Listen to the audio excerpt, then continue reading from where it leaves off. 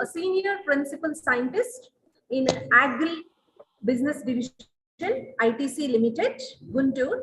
Of course, he is the business head at Scientific Services and head of science. Sir had a vast experience of 23 years in managing scientific affairs, product development, method development. He have been exposed to various B2B business with diverse complexities and technical competencies such as laboratory management and product development, regulatory affairs, B2B and B2C, sales marketing, business planning and strategy, technical monitoring of startups in food safety domain. So coming to various positions, Sir career has been started from 2003 at Winter Labs, Hyderabad for 3 years.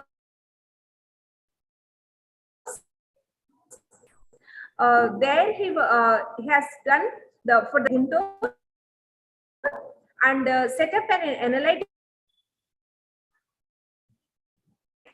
in agri space, and he took the responsibility for setting up risk-based food safety supply chain for IPM species. In 2010, Sir became head for new product development to develop products and blends for the customers for both B2B and B2C markets. He accomplished the work by team building. Here he got a role to interface customer for 2 years.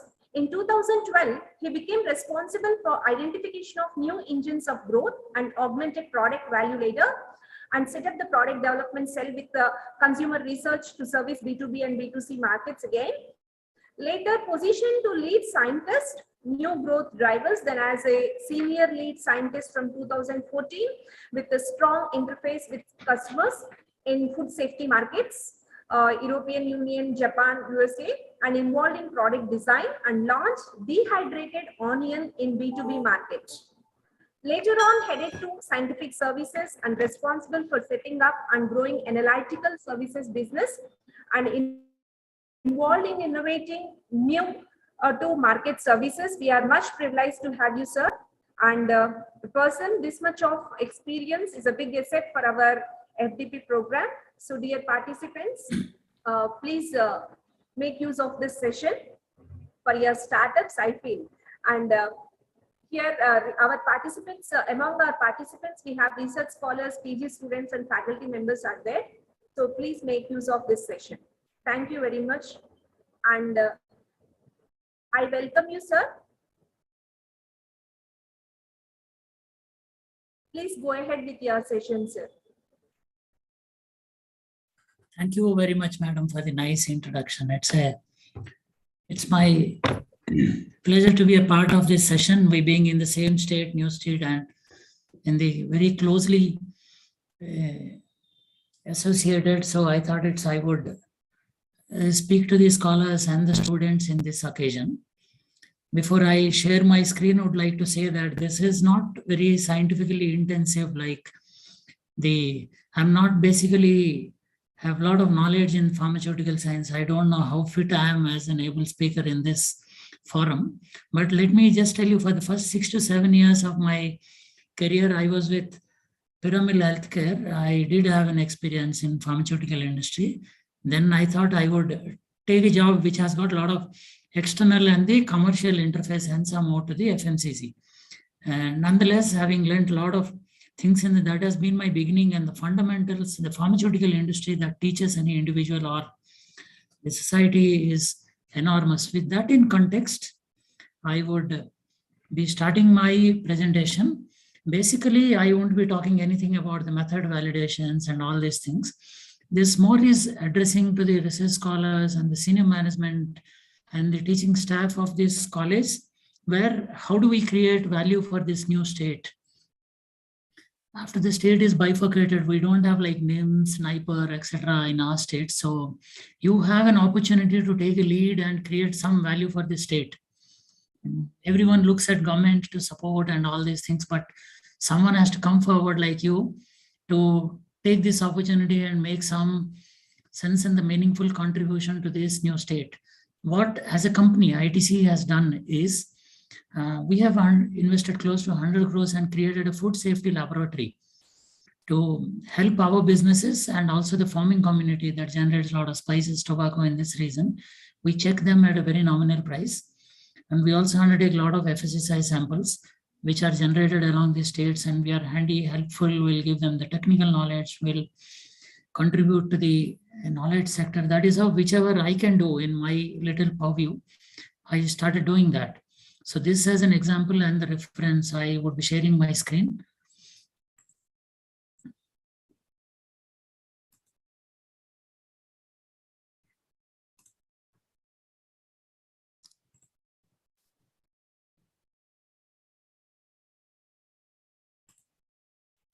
Is my screen visible? Thank you. Thank you. Yes, sir. It's visible. Yeah, am I audible? Yes, sir. You're clear. Yeah, let me start. The topic that I have chosen, Madam has asked me to present on method validations or metabolites or something which is Sure. technically intensive for the benefit of the students. I have not done any that kind of research in last 10 years. So I have chosen a topic maybe that will interest you all.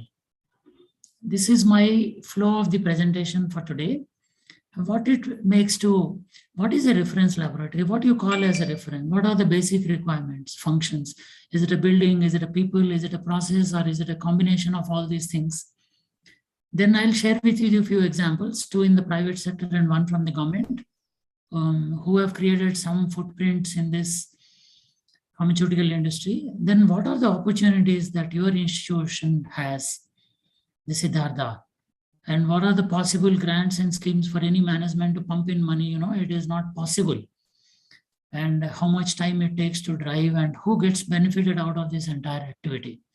This is my flow of the presentation. What you call as a reference laboratory. The reference laboratory is one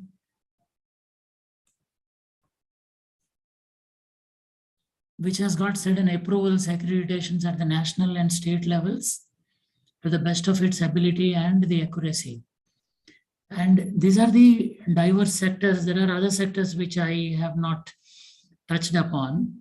Health, chemical engineering, food safety, animal feed, nuclear, meteorological. These are the various sectors. Mostly the governments come in the meteorological, nuclear, and these sectors. And there are quite a few private, like in dairy, NDRI. For water, there are too few private laboratories. In the health, there are quite a few government institutions are there who have become the reference laboratories. The basic requirements to become a reference laboratory.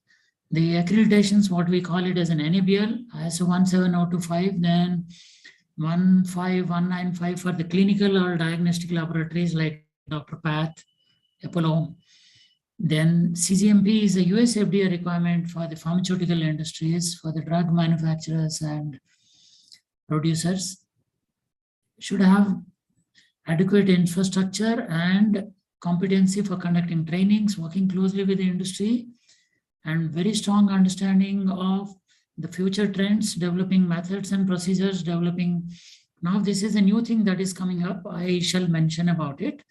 Developing new rapid solutions which will cost you time and money, and decisions are being taken fast. The primary functions of an analytical or a reference laboratory. It should work as a QC where you receive a lot of samples and generated within. Data is generated and shared. For the import drugs, India imports a lot of drugs like any other country, and we also exports quite a bit. And when drugs are imported, that should be before they're released into the market at the port of entry, they have to be checked. So these are the laboratories who are approved by the government of India. They are entitled to check those import samples. Then analytical QC, drug and cosmetic manufacturers, we have examples like Vimta within the country on behalf of the regulatory authorities. So the FDA or whoever the agencies approve the laboratories are the private entities. So they would also test for the private or the government entities. Acting as an appellate authority in matters of the dispute relating to the quality of drug. They act as a reference authorities for the government to interpret the policies when there is a dispute in mitigating. They'll help in resolving the legal issues. This is the most critical thing where the many private sectors cannot participate. Those were the primary functions: the import testing, the regulatory checkups, R&D activities, and the policy advocacy. In addition to those three, these are secondary functions, which, mostly the supply chain activities, reference standards, analytical research, training of analysts, the capacity building, advice on the statutory authorities. That is where the reference stature comes in. Preparation of monographs and the standards. And when government has a need, they conduct surveys at the national and the state levels. So these laboratories actively participate in taking those opportunities, mostly the government institutions, R&D institutions.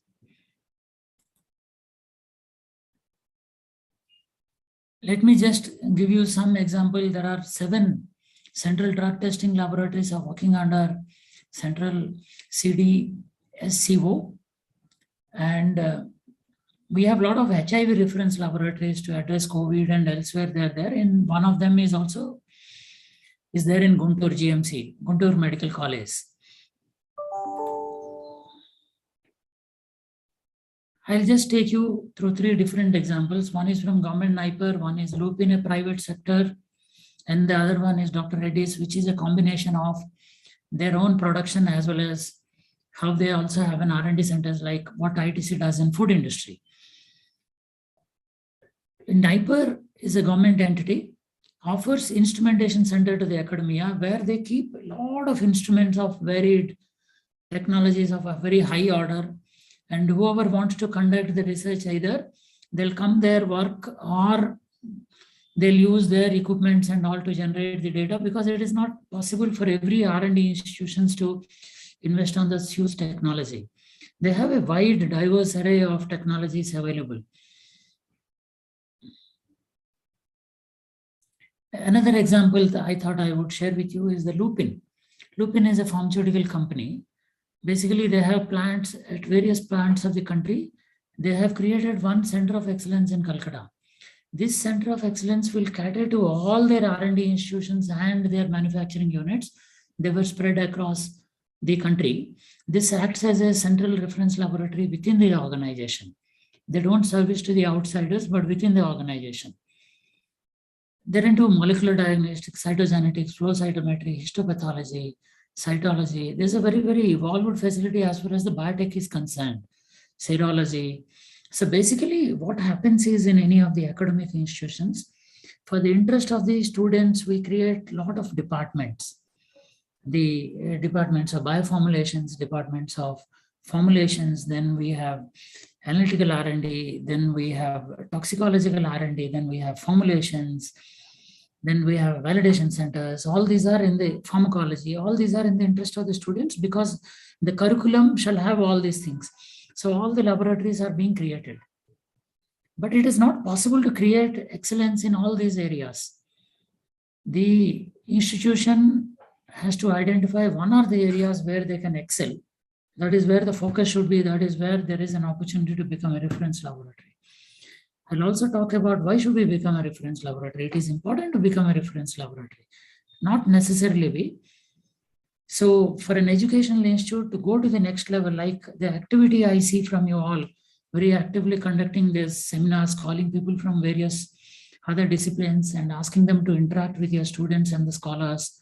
So with that enthusiasm of your institutions, I thought it would make sense for you to look at these opportunities and areas.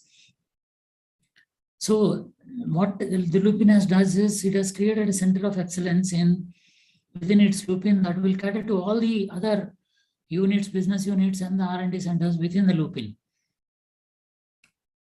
This may or may not suitable to you. This is an example I am sharing.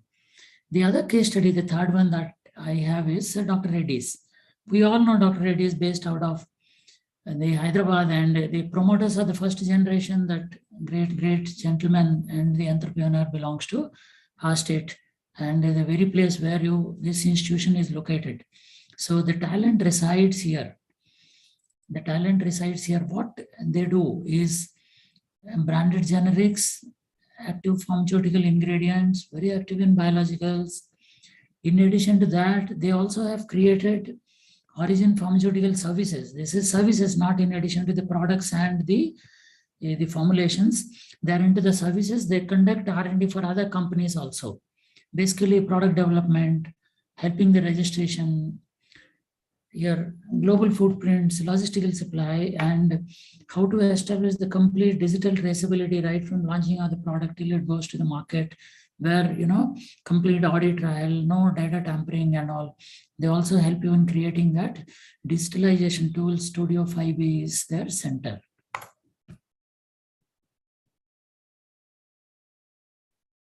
What do they do in Origin? Work closely with the global companies to speed up innovations, because they service many industries. They'll have a lot of problems they would have solved already. If you have a problem, you go to them. Instead, you take 18 months, they'll take 3 months or 6 months. You spend a couple of crores and you give them 20 lakhs, they'll solve it. I'm just giving you example. Don't carry with these numbers. So they would have solved many problems being in R&D and servicing many industries. Their response time is much faster than a isolated standalone R&D center. Drug discovery collaborations, they do, you do X, I do Y, and not exposing the entire information to the public. ABC integration happens at a different field. And they give discovery services, development services, drug development, manufacturing services, integrated services. And it is time for you to look at where do you fit in and which is the opportunity that you drive. So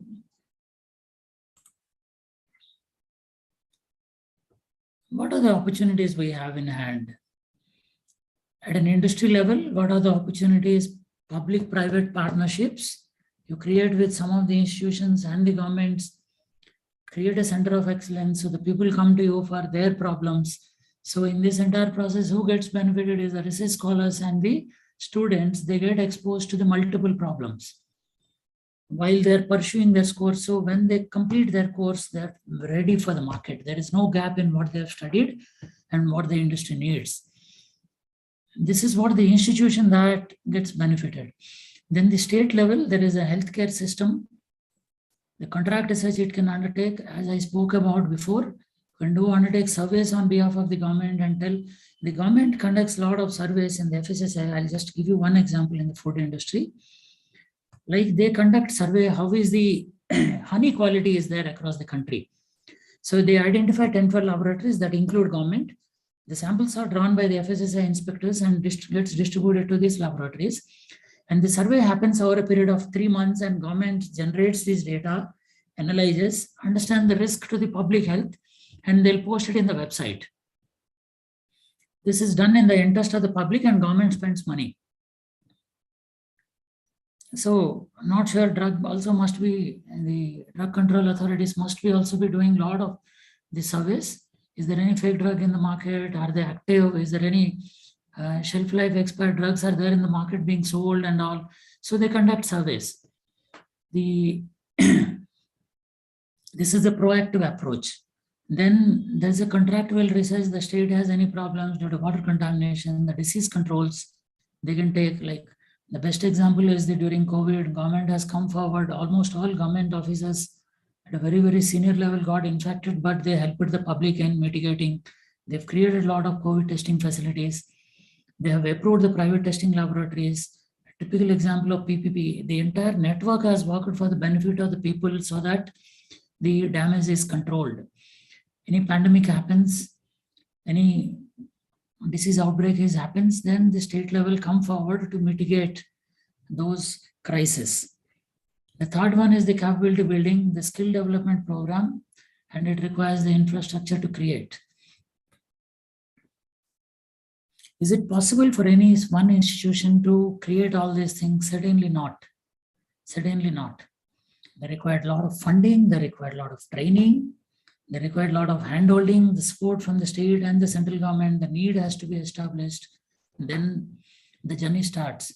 The possible avenues of looking at the grants and the schemes, then I'm very sure you must be working with the UGCs to get your research funded. How it happens is typically we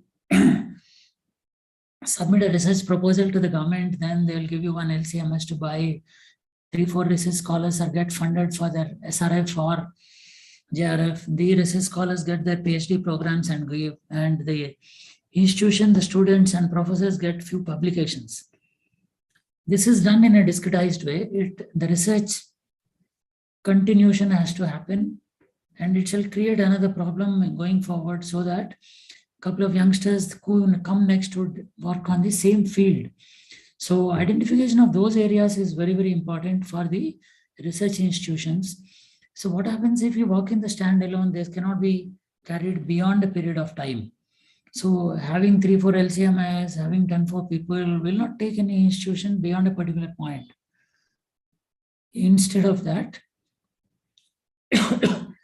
look at a large opportunities where you can create some contract R&D studies.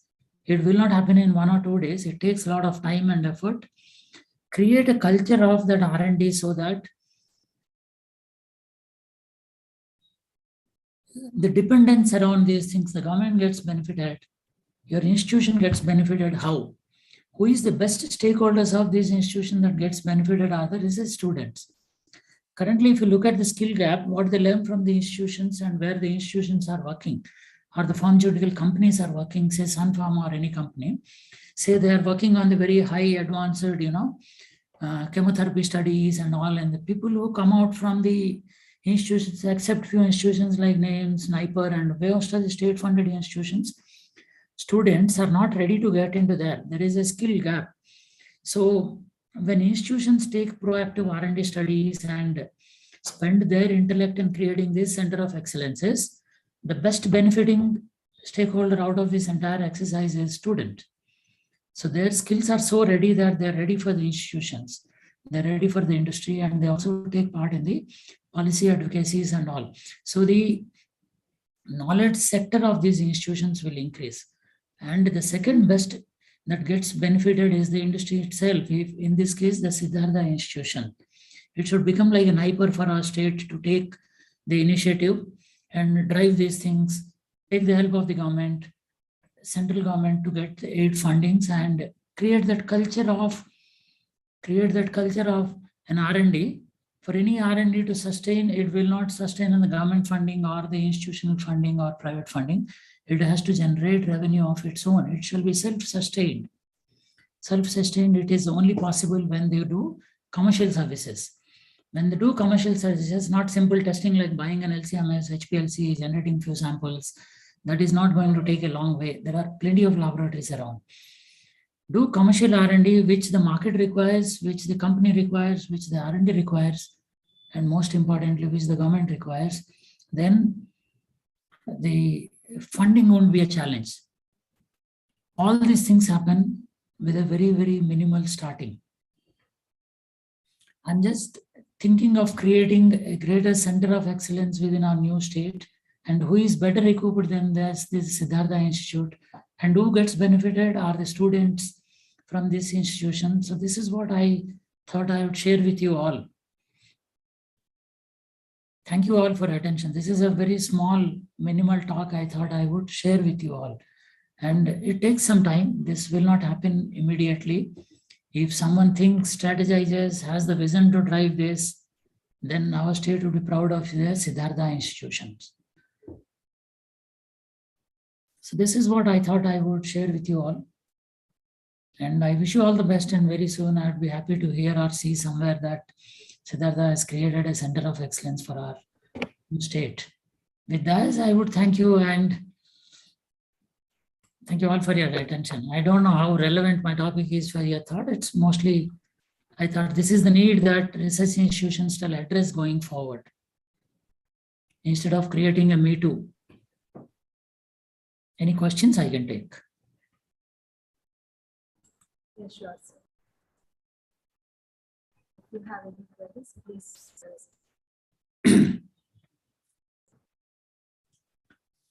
Really, thank you, sir. Thank you for your kind thoughts regarding the projects, sources of Yeah, voice is very feeble, madam. I don't know how others are listening. I'm not been able to hear.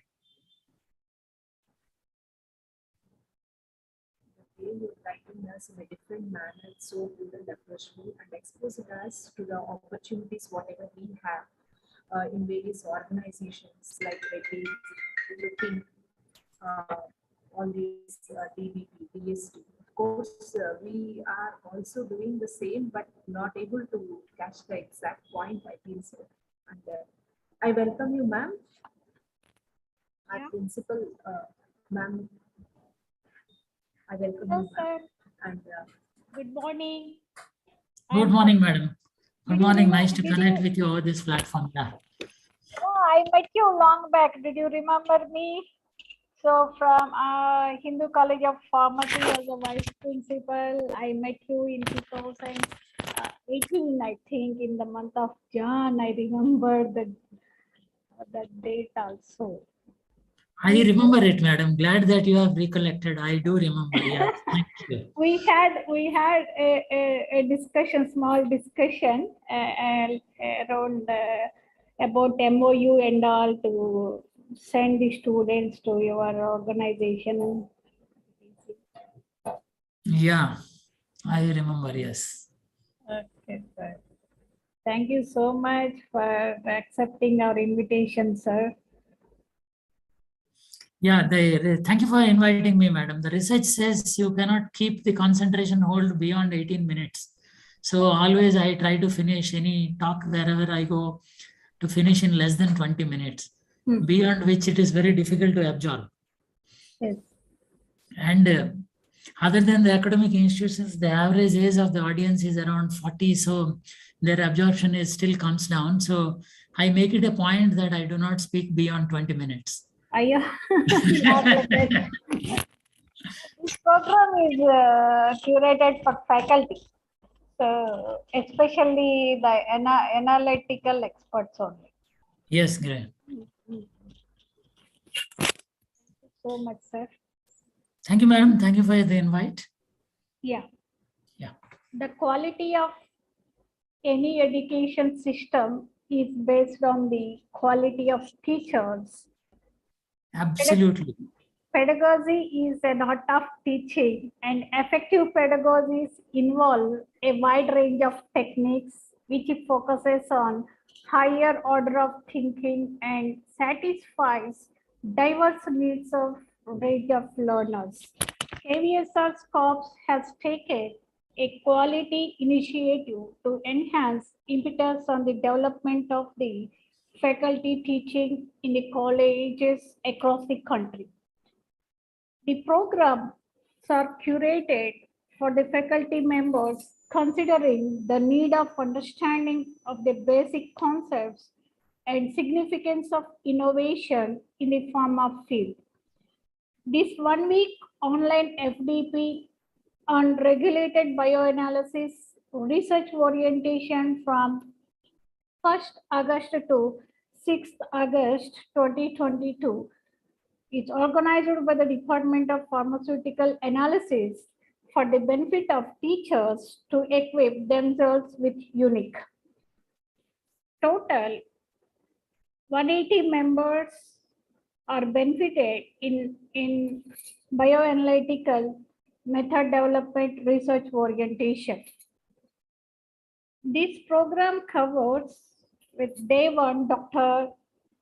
Nageshwara or Pillai from USA has given a crystal clear picture on extraction procedures with the different solvents, selection of internal standards, method validation as per US FDA guidelines, and different models of LC, MS, instruments with softwares used in.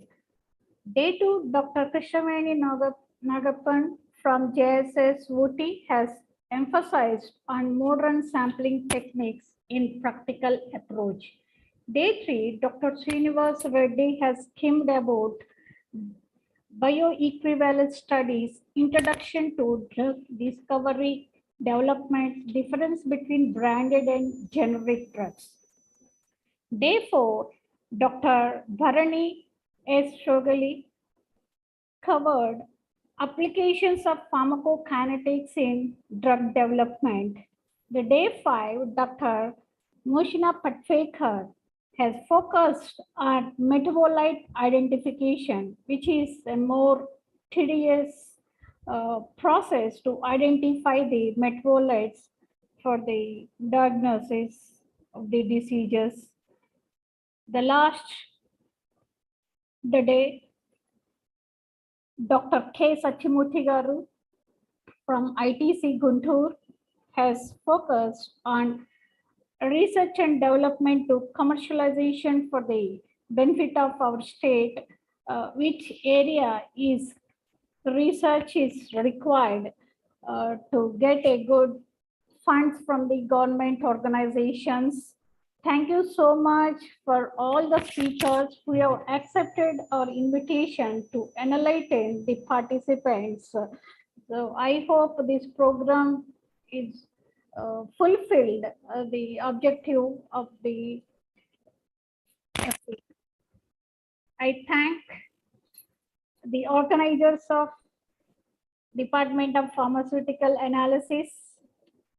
Special appreciation to the organizing secretary, Dr. Vijayalakshmi, the other members, Dr. Rihanna, Mrs. Monica Pratyusha, Miss Monica Pratyusha, and all other faculty members of KVSR, Siddhartha College of Pharmaceutical Sciences, for their tremendous cooperation and execution to make this event as a grand success. Thank you one and all.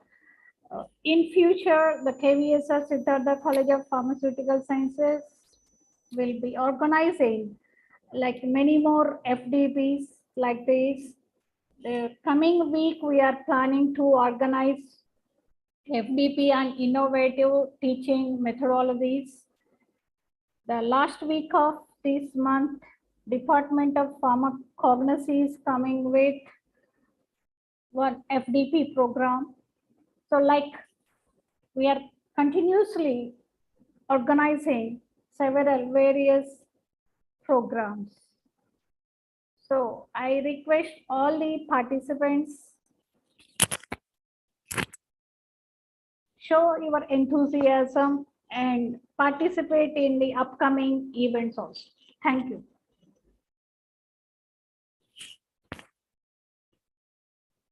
Yeah, thank you, ma'am. Thank you very much for giving me a for all the speakers, and thank you for the participation in our online 1-week international faculty development program, regulated bioanalysis research orientation, dated from 1st to 6th August 2022. On behalf of our KVSR SCOPS, Principal Ma'am, faculty, Department of Pharmaceutical Analysis, I'm glad to express my vote of thanks. A special thank to all of our eminent speakers for accepting our invitation and enlightening us in various topics. Surely this will help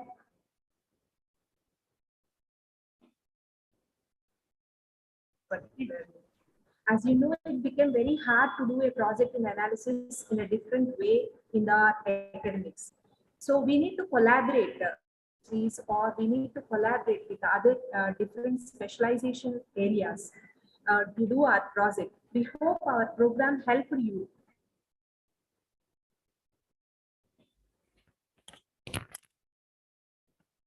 Here we are unable to hear.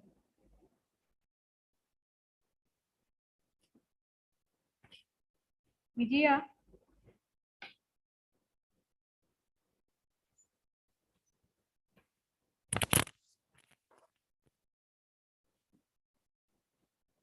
Sorry for the interruption from our end.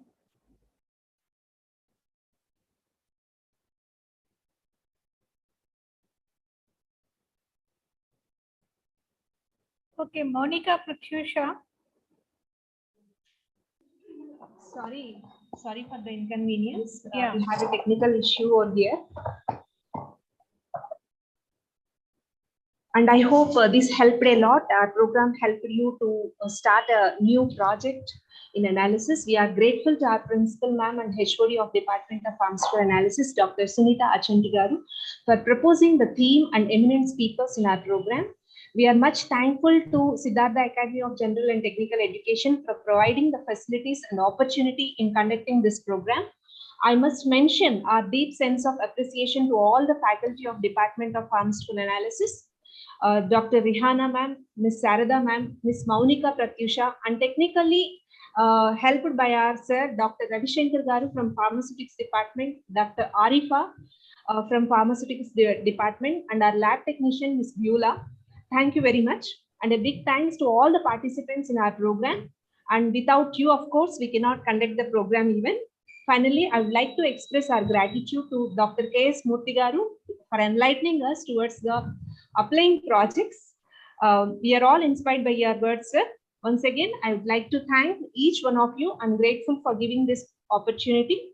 With sincere feelings of gratitude, I would like to take your leave. And now, National Anthem. Yeah.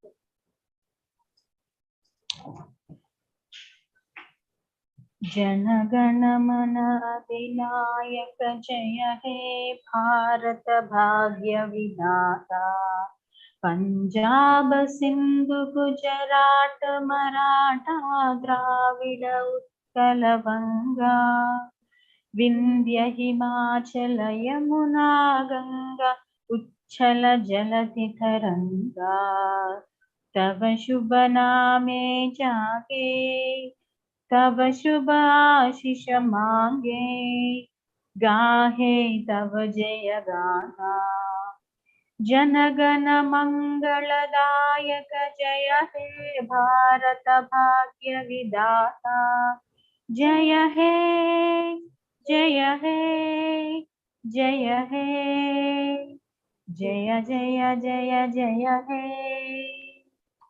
जय हो। I appreciate Sharada Mrunalini, which I forget to mention your name in the earlier report.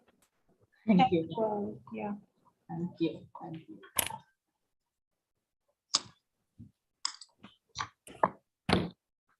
Dear all participants, please fill the attendance sheet of today's seminar and followed by the feedback form regarding this FDP.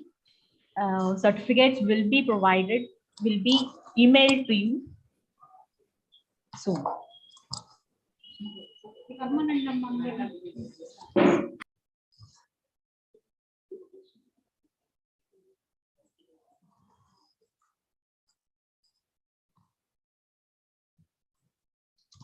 Certificates of appreciation will be given to all the speakers. And the participation certificates will be emailed to respective email IDs for all the participants.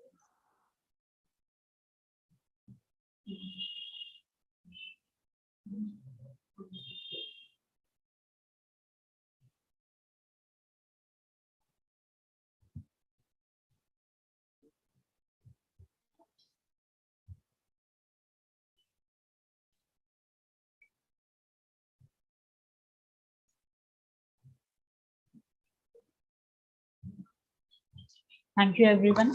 Now you may leave the meeting. Thank you.